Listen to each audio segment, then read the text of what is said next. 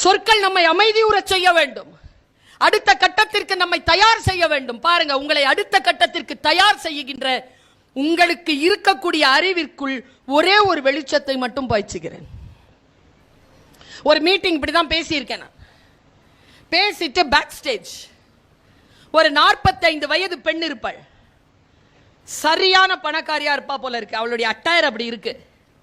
அவளுடைய நகைகள் அவ போட்டிருக்க, அவ கையில வச்சிருக்கிற வெளிநாட்டில் அந்த கீட்டெக்கெல்லாம் ரொம்ப உயர்ந்தது. அவ அழுறா, என் கையை பிடிச்சி தேங்க்ஸ் தேங்க்ஸ் அழுறா. திருப்பி திருப்பி சொல்றா, 8 ஆண்டுகளாக கவலைப்பட்டு கொண்டிருந்தேன், 8 ஆண்டுகளாக சிறையில் இருந்தேன், என்னை மீட்டெடுத்தது உங்களுடைய பேச்சு, என்னை சொல்லிக்கிட்டே இருக்கா. அழுறா, ஆனா மையெல்லாம் கரையுது, அதை பற்றி கவலைப்படாம அழுறா. தேங்க்யூ தேங்க்யூ தேங்க்யூன்ட்டு ஓடிட்டா. ஹீல், பெரிய ஹீல் போட்டு ஸ்டைலிஷ் லேடி. நான் பாட்டுக்கு எல்லாரையும் விட்டுட்டு அவளை கூப்பிட்டேன் போய் கார்கிட்ட. 10-15 பாயிண்ட் பேசினேன்.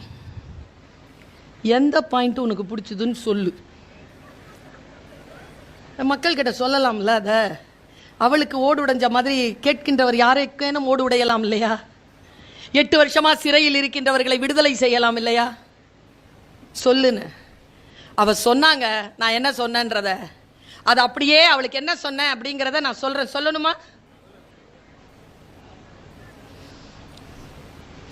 கொஞ்சம் பேருக்கு பாதிப்பா இருக்கும், பாதிப்படைஞ்சவங்களுக்கு விடுதலையா இருக்கும்.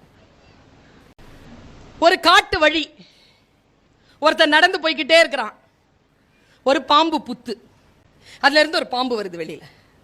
ஐயோ, இது பாம்பு இருக்கிற வழி, நம்ம வேற வழியில போவோன்ட்டு வேற வழிக்கு போறான். அந்த பாம்புக்கு பேரே அரவம். அது எங்க சத்தம் கேட்டாலும் போயிடும். நேரா அது போய் அவன் போன பாதைக்கு போய் கரெக்டா அவன் காலில் கொத்திருச்சு.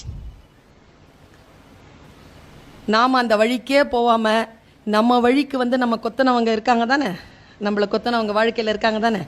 பாம்புங்கிறது இங்க பாம்பு இல்லை. சரியா? இவ்வளோ சீரியஸா இருக்கிறீங்க, அவ்வளோ கொத்துப்பட்டிருக்கீங்களா? சரியா? இப்ப அவனுக்கு 2 ஆப்ஷன். ஒன்று, பாம்பை போய் கேட்கலாம், நியாயமா உன் வழிக்கா நான் வந்தேன், என்னை ஏன் துரோகம் பண்ண, என்னை ஏன் கொத்துன, நான் இப்ப இருக்கிறதா சாவுறதா, உன் விஷம் என்ன பண்ணும் தெரியுமா உனக்கு என்று பாம்பிடம் நியாயம் கேட்கலாம். இல்லை என்றால், கொத்தப்பட்டு விட்டோம், விஷம் ஏறிக்கொண்டிருக்கிறது, விஷத்தை குறைப்பதற்கும் விஷத்தை முறிப்பதற்கும் மருந்து தேடலாம். பல நேரங்களில் நாம் கொத்திய பாம்பை பின்பற்றி கொண்டு போய் நியாயம் கேட்டுக்கொண்டிருக்கிறோமே தவிர கொத்தப்பட்ட விஷத்தை யாரும் முறிவிற்காக தேடுவதே இல்லை. Don't chase the snake, deal with the venom.